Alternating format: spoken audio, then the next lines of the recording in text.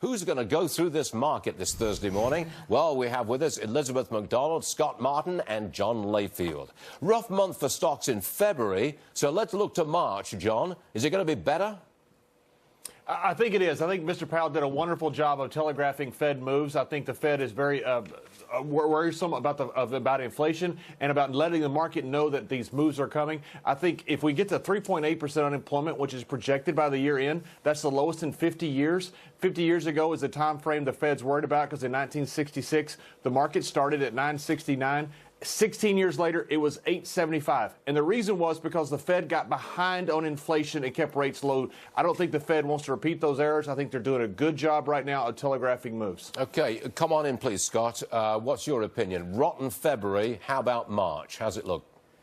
I'll tell you, man. I mean, I'm going to channel my inner Lloyd Bridges here. And if March isn't better than February, I picked the wrong month to quit drinking here, even though he picked the wrong week, an airplane. Because I'll tell you, I mean, John's right. You know, this is about interest rates, though. That really is what's going on. And what the really strange thing to me is, it's a good thing that interest rates are normalizing, whether that is 3.5% on the 10-year or maybe 4% on the 10-year note.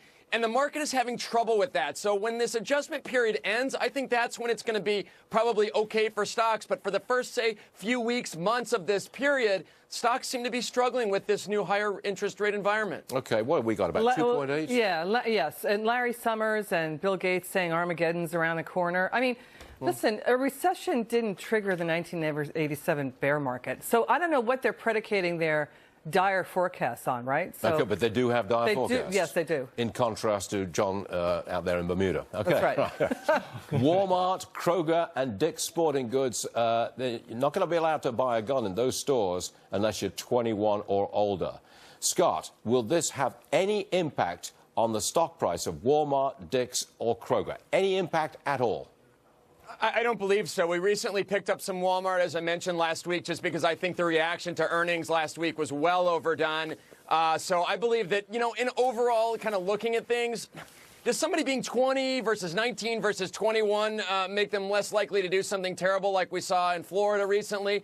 My guess is no. It's playing politics. It's a little bit of a statement on maybe these companies or these stores taking action against some of these gun purchasers. But to me, the overall picture for retail, say, outside of Walmart isn't that great, so we don't own any of the other two. More on the gun debate. Activists are organizing a 24-hour boycott of Amazon, Apple and FedEx today because of their ties to the NRA. What are they up to, Liz? Yeah, a 24-hour boycott led by Hollywood celebrities like Deborah Messing, Alyssa Milano and Justine Bateman.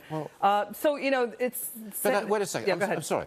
If you boycott Amazon for 24 hours, does that mean you don't watch Amazon Prime content on your TV set, you don't order Amazon online, you don't touch Amazon for 24 hours? Is that a boycott? That's what they're saying to people out there to do. And it's, you know, it's taking off in social media. The other side of the aisle is saying, wait a second, the NRA is made of grassroots, patriotic, decent Americans. You know, they pay their taxes, and they're saying that guns make us safer. This is the NRA followers' argument, and they're basically saying, watch what really is behind the Parkland massacre. Dozens of red flags missed. Well, it's a 24-hour boycott. They've organized it for today. Let's see how they go.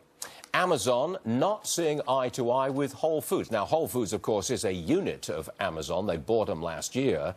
And Amazon wants Whole Foods to stock their shelves with Coca-Cola. And Whole Foods doesn't like it. Well, this is the end times to people at Whole Foods. They're saying, wait a second, we're about quality. We're about organic, you know, foods with no preservatives in them. We know that Coca-Cola has a lot of preservatives in them. This is the equivalent of bringing the skunk to the picnic at Whole Foods. So we talk about grocery wars. Now it's grocery wars inside the same company. And it has to be pointed out that Whole Foods was experiencing 8 straight quarters to the downside in sales until Amazon bought it. Yeah, John, I say good for you, Amazon. Make sure that Whole Foods performs. What say you? Absolutely. These tree huggers drive me absolutely nuts. I love Whole Foods. I think it's great. They have bars in some of their stores, so you can go and you can drink and get your organic food and then drive home. How dangerous is that? They're not recommending that. Of course they're not, but they sell beer. This is ridiculous. You have to compete with Walmart, who I own, also on Amazon. They're getting into organic food. You have to be able to compete with them, and to do that, you got to sell more products. All right, look at that big board. Now we're down 26 points. We're in business for 6 minutes this Thursday morning, we are down 26, right at we just dropped below 25,000. Now we're down 39 points as we speak. Hostess, okay? Strong performance. Why? Well, they sold a lot of chocolate cake Twinkies and white fudge ding-dongs. Delicious. Stop it. What a great time to be alive. Do you think Whole Foods should stock them? Yes, immediately. We're up 12% on Hostess. And the is TWNK, as in Twinkie. That's their stock ticker symbol. Victoria's Secret and Bath and Body Works, their owner, L Brands, upbeat outlook for the future. They look down the road and say things are going to be pretty good. Not helping the stock. I'm sorry. They gave a downbeat outlook. I keep doing this. I better not take another week off. Downbeat outlook. That's why the stock is down nearly 10% on L Brands. Barnes & Noble, they lost money again. And that stock is down just 1 cent, back down to $4.49 a share. Higher growth at Kohl's. They've been a bright spot in the retail business this year, actually up 20% in the year 2018, but they're down 3% as of now. Better sales in the holiday quarter for Best Buy. It is, by the way, closing its mobile phone stores, all of them, I believe. By the way, the company is raising its dividend 32%. That's largely why that stock is up 2%. Are they feeling the heat from stiff competition? Are they? Yeah, you know, these were the shopping mall sort of kiosk-y stores that they're shutting. But they're not feeling the heat if they're up 2%. Yeah, I mean, that's true. They're doing well, aren't they? Yeah, I think Best Buy is, wow, it's what a performance it's made through this retail ice age. For Best Buy to still be in the game is a big deal, and kudos to the management there. It's a turnaround story, actually, because Best Buy was on it. They were on the ropes a few years ago. Yeah, we never actually played organ music. No, we didn't. But we were close, I do declare. And now they're at $73 a share. Let's talk about JCPenney, where we did play organ music, as in Death Watch. They're going to convert full-time employees to part-time positions. They're going to hire more part-timers. Thank you for the organ music there. They're trying to cut costs and maximise staffing at busy times.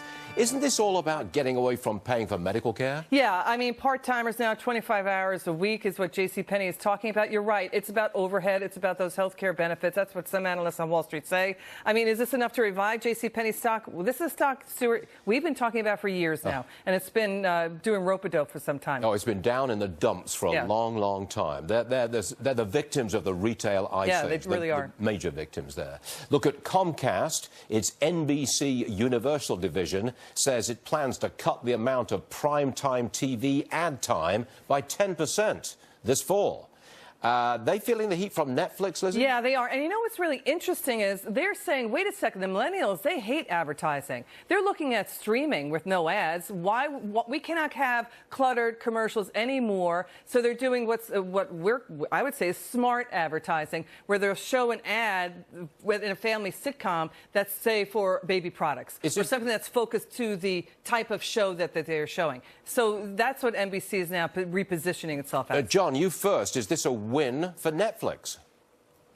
I think it is. I love sports. I love live sports. I can't stand millennials, but I think millennials have a point about live sports, that it's hard to watch an NBA game toward the end because of commercials. It's hard to watch an NFL football game, which I love because of commercials. And I think they have a point. I think this is the way they're going to go. It's going to be much like the Premier League soccer in the UK, where you're going to have a continuous game, where you're going to have product placement that will go forward. I think that's the future of advertising. All right, it's that time, 9:40, and I got to say goodbye to Scott and John, both of you gentlemen. Thanks very much for joining us. All good stuff.